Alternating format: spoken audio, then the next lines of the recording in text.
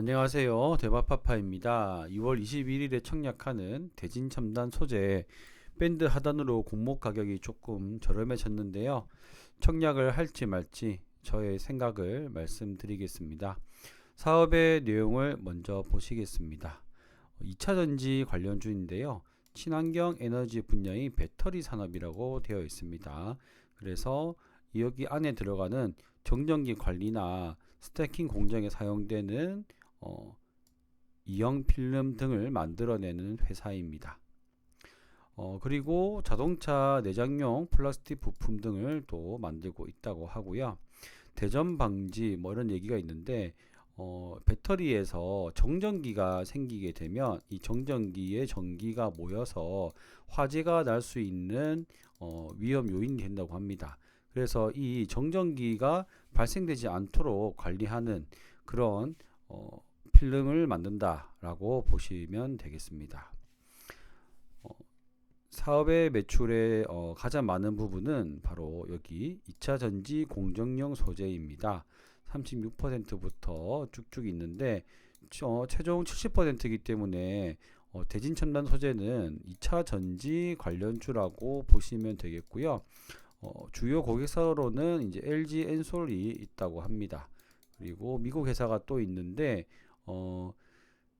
이 대진첨단 소재가 2022년도쯤에 굉장히 많은 이제 순손실을 기록을 했습니다. 그런데 이제 서라운드를 하기 위해서 오너들이 사재까지 출연하고 많은 이자까지 비용하면서 이자 비용을 소모하면서까지도 지금 해외 진출을 많이 열심히 진출을 했고 2025년도까지만 자금이 들어가면 공장이 가동될 수 있다라는 것이 투자 설명서에 나와 있었습니다. 아까 말씀드렸듯이 LG 엔솔이 LG 에너지 솔루션이 주요 고객사라고 말씀드렸고요. 그리고 오크우드 그룹이라고 하는 미국의 회사인데요. 내장재 공급하는 회사인데 여기에 이제 또 플라스틱 관련된 매출을 발생시키고 있고 그리고 LG 엔솔이나 미국의 오크우드 그룹 등에 납품하기 위해서 해외 공장을 많이 지으면서 그 공장 증설 비용으로 많은 돈이 들어갔다고 합니다. 자, 그래서 예전에 이 대진첨단 소재가 이제 많은 3호 12를 발행했다고 하는데요. 이 10이라고 하면은 사실 전환사채라고 보시면 되는데 이 전환 가격이 16,000원이라고 합니다. 그런데 이 16,000원이 있는데 공모가보다 훨씬 더 위잖아요. 하지만 대부분 리픽싱이라고 하는 전환가 조정을 통해서 그 주가가 내려가면 전환 가격도 내려가도록 해서 보장하는 그런 조항이 있었다고 합니다. 그런데 대진첨단 소재는 이 12에서 리픽싱 할 수 있는 이 조항이 없애기로 했답니다. 그래서 거래소 상장 심사 때 이 전환 가격이 떨어지면 이 공모주 투자하는 사람들에게 뭐 손실이 될 수 있다 또는 뭐 최근에는 여러 가지 상장을 좀 깐깐하게 하잖아요. 그래서 해당 조항 삭제를 권했는데 삭제를 했다고 합니다. 대신에 남아 있는 거는 공모 가격 70% 수준으로 이제 정하는 리피싱 조항인데요. 그러니까 9,000원에서 6,300원까지 떨어지면 6,300원으로 조정될 수 있다라는 게 있습니다. 그래도 이게 좋은 점이 뭐냐면 만약에 6,300원으로 떨어졌는데 예전에 같았으면은 뭐 더 밑에인 5,000원이나 4,000원으로 이제 조정이 돼가지고 이 물량이 6,300원에서도 더 나올 수가 있는데 그렇지 않고 이 가격이 정해져 있다라는 것이 그나마 다행인 것이고요. 나중에 설명드리겠지만 이 12 같은 경우는 최저 6,300원이고 만약에 6,300원 주가가 6,300원보다 더 위에 있을 경우에는 만원 넘게 16,000원이 되기 때문에 공모 가격보다 더 높은 전환 가격이다라는 것입니다. 그래서 나쁘지 않은 소식이라서 넣었고요. 재무 구조를 보시면 2022년도에 대량의 이제 손실이 발생했습니다. 영업이익 자체로는 이익인데 이렇게 손실이 발생된 것은 뭐 영업과 관련되지 않은 그러니까 공장 건설 비용이라든지 뭐 이자 비용이라든지 이런 것들로 나간 것으로 추측이 되고요. 그래서 그런지 이익잉여금 같은 경우가 마이너스로 기록을 하고 있습니다. 하지만 자본만 봤을 때는 자본잉여금이 아직 꽤 많이 남아 있기 때문에 재무가 휘청일 정도로 뭐 안 좋은 건 아니고요.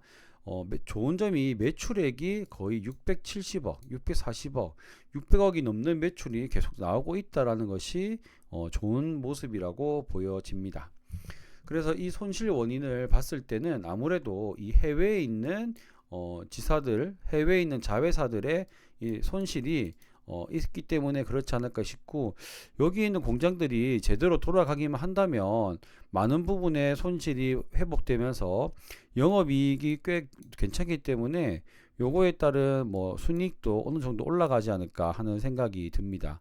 공모 자금의 사용 목적을 보시면 시설 자금에 굉장히 많은 돈을 투자하고 있는 것을 볼 수 있고요. 그 시설 자금이 테네시, 조지아 이렇게 해외 미국의 공장을 2공장, 3공장 준공에 2025년도까지 사용하고 있다고 사용할 계획이라고 합니다. 그렇다는 것은 2026년 전에 이 완공하겠다는 내용이고, 그럼 1공장, 조지아 2공장 같은 경우는 이제 어느 정도 기존에 있던 공장들은 어느 정도 매출이 나오고 있지 않을까 하는 생각이 들었습니다. 시가총액이 1331억 원인데요. 순이익으로만 따지면은 정말 좋지 않은 기업입니다. 하지만 조금만 생각을 달리하면 매출이 670억 원 이상이 나오고 공모 자금으로 공장을 확장했기 때문에 미국 관세 영향을 또 조금 덜 받을 것으로 예상이 되고요. 결국에는 이 기업에 대한 투자는 이 확장성을 인정을 할 것이냐, 인정하지 않을 것이냐, 요 두 가지가 되겠고요. 저는 어느 정도는 뭐 좋게 봐도 되지 않을까 하는 생각이 들었습니다. 그 이유 중에 하나가요. 시가총액이 1,300억 원이고요. 유통물량 421억 원, 기존 주주 151억 원인데요. 기존 주주를 제외한 유통물량은 한 270억 원대 정도가 됩니다. 자, 그러면 기존 주주 151억이 있는데 이 기존 주주들의 단가를 보시면 9,000원 대비해서 전부 다 많이 높은 것을 볼 수 있습니다. 17,000원, 11,000원.